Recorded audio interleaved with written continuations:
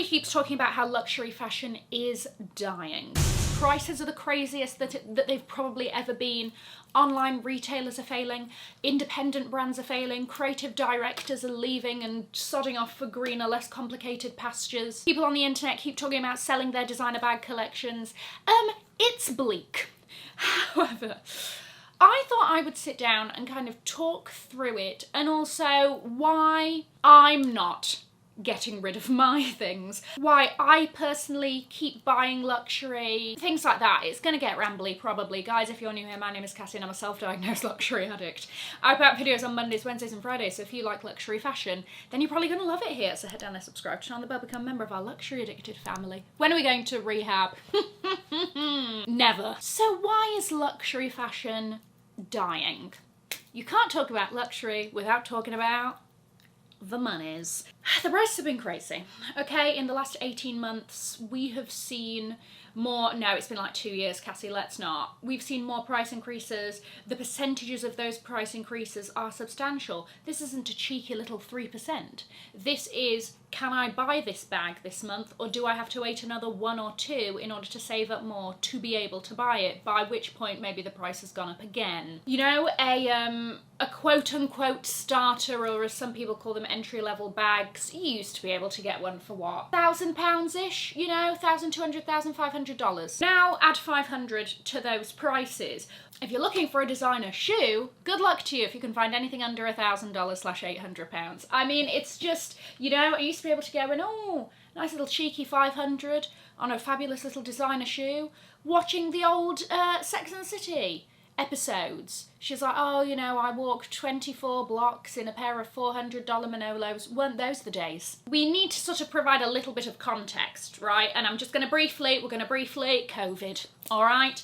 People had more disposable income, they weren't going on holidays, they weren't commuting into work, those sorts of things. So, guess what? Oh, let me treat myself a little bit.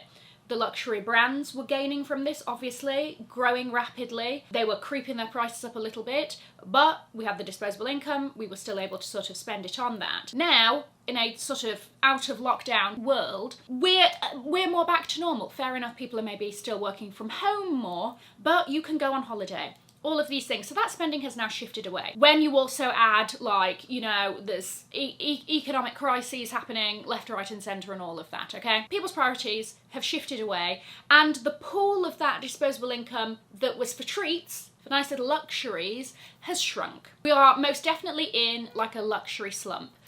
So what are the brands doing? The brands are now catering towards the 2%. What's the 2%? The 2% are part of the 1%, but essentially there is a statistic that 2% of luxury customers account for 40% of sales. These are the VICs. These are the I'm buying ready to wear. When it comes to sort of category of spend for luxury, it's like beauty, sunglasses, shoes, bags, ready to wear, and then just like like high jewellery, all of that business, furniture. If the brand does furniture, you've seen those Louis Vuitton egg chairs, 80,000 or whatever it is. Great. So these are the people that, with all these price increases, they're still spending. That's not affecting how they're spending their money. So the brands are catering towards the VICs, right? The rest of us that aren't VICs or whatever else aren't being focused on as much, because we're not spending as much. We've got a brand like Chanel who recently reported that, you know, their sales have gone up, revenues have gone up 16%. Is it not due to price increases? Because I think like your average price increase is probably around that. Annual sales of like just under $20 billion in 2023. However, one thing to note about Chanel is that they have a very big beauty division, and that counts for a lot of money as well.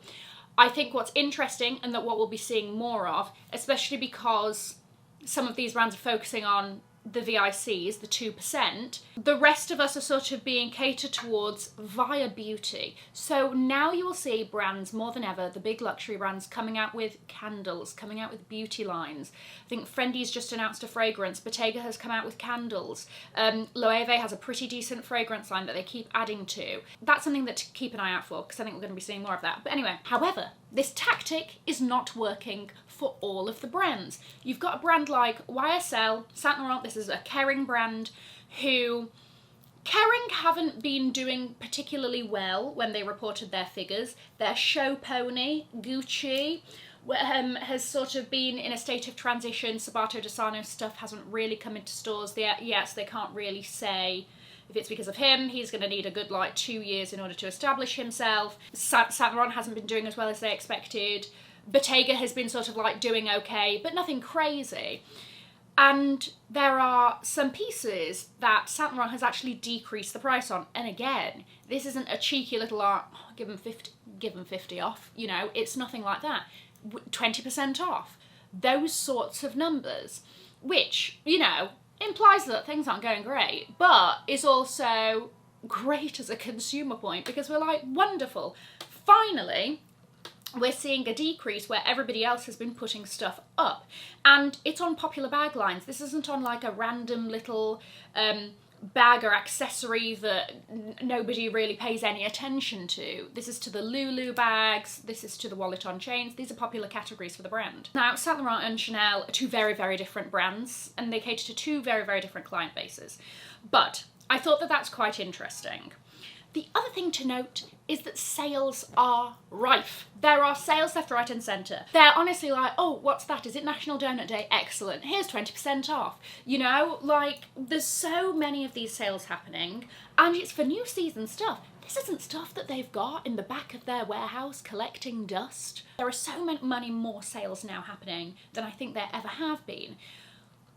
I'm not in there as a CFO, but would you not think if you're putting the price here, and you've got to discount it to here, maybe you want to meet in the middle? I don't know. Just like a suggestion. I don't know the figures, I don't know the ins and outs, but I just think that if you've got to keep discounting to get people interested, why don't you just start it off at a more palatable price? Now, another layer to all of this, very sadly, independent brands are struggling. Vampire's Wife has announced that they're closing. Mara Hoffman, American brand, she's just announced that they're pausing the brand, which basically is a synonym for it's dead.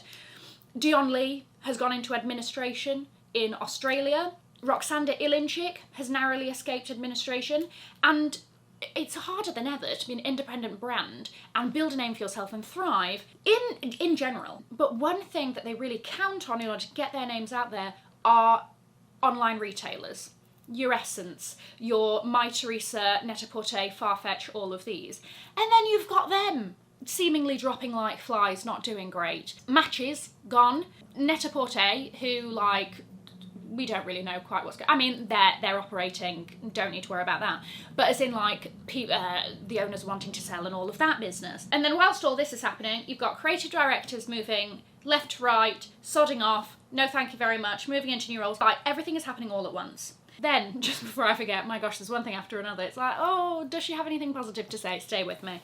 With it being a tough economic time, these brands wanting to do well and all of that, that's why they're not really taking risks.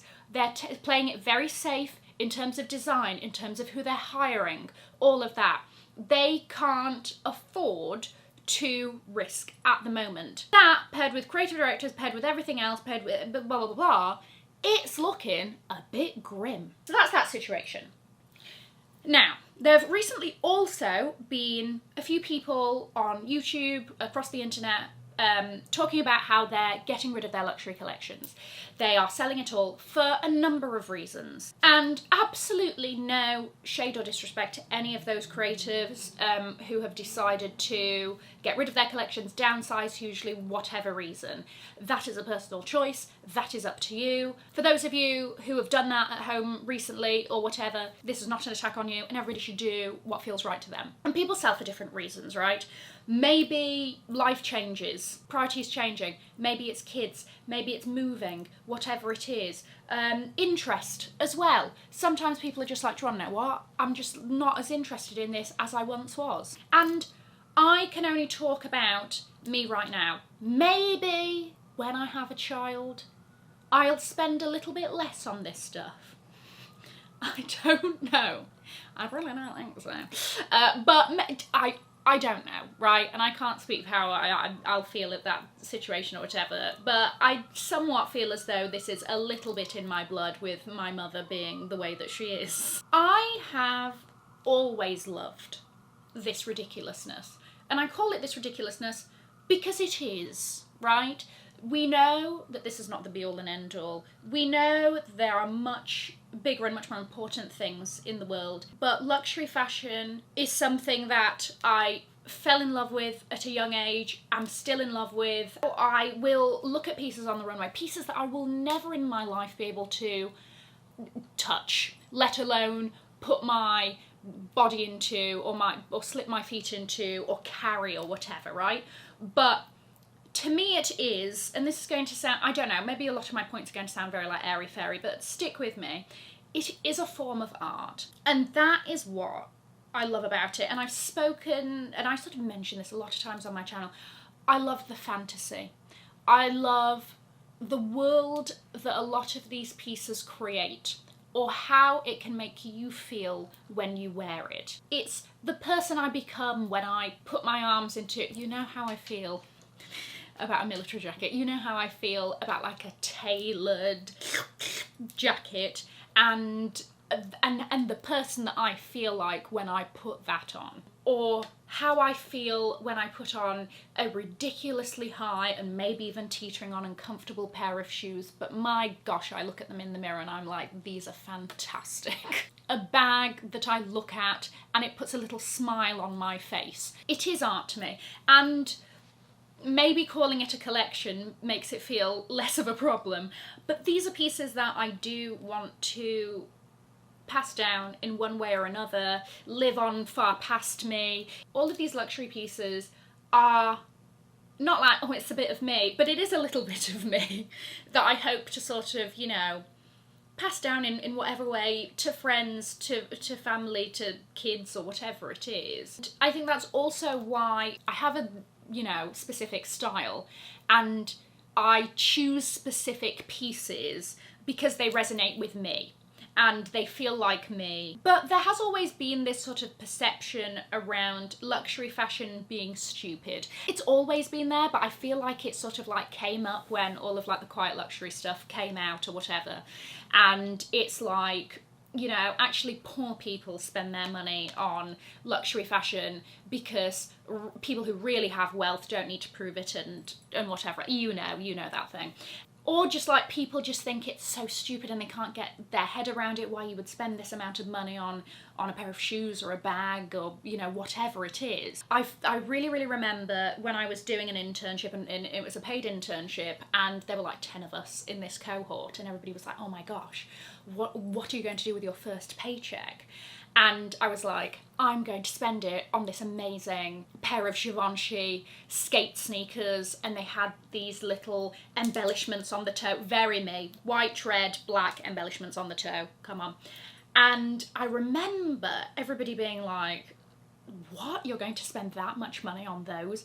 That's ridiculous. Bear in mind, half of them wanted to spend it on going out and getting drunk and buying a table and everything else. So people have, obviously, their different priorities, and I do kind of think there's an element of, and I do think that like now more than ever it's changing, but because it's always been a very sort of like feminine or girly thing to be into fashion, to be into luxury, it is almost seen to be like, oh, it's silly. It's a silly little thing. It's not serious like maybe a traditionally male interest, such as a sport or watches or cars. I do definitely see that changing, but with the pricing, as much as it sucks, and yes it does, and as much as I am sort of like that category of things that I can't afford or justify, no matter how many girl math acrobatics I do in my head about it, continues to grow. And I think that's why I've looked more into vintage pieces, or I've looked more into pre-loved, you know, not vintage, but newer pieces, things like that, because the prices are a lot more reasonable compared to buying them new. You know, well, for the majority, and there's exceptions, but I'm just saying. How I mentioned earlier about, like, a lot of the brands are playing it safe, that is by no means all of them, but some of them are. And again, I think that part of that has meant that I've been looking into other sort of avenues to get that. I love the big designers, rightly or wrongly, but I think that I've also been looking into smaller designers, more independent designers that have better pricing. And whilst, yes, the quality of some houses has become an issue, and, you know, some of them you've got to keep your eyes a bit more open for, the majority of the time, most of the time, these things are built to last. And I appreciate the beauty of them and how they make me feel. As they say, till the wheels fall off. There's a reason I say I'm not going to rehab. There you go, that was my TED talk, basically talking about why I love luxury fashion. I fully appreciate if you've taken a step back from luxury, you're not buying it anymore, or you're buying it very rarely. I also fully appreciate if you're on the complete opposite side of that and you're like, no, I love it and I'll keep buying it and everything. I'm just happy you're here. Anyway, there you go. Let me know what you think. I'm going to leave a link to another video here in case you're not already seen it. Have an amazing morning, afternoon or evening wherever you are. And in the words of my father, if you've enjoyed it, tell your friends. If you haven't, keep your mouth shut. I'll see you in my next video. Mwah. Bye guys.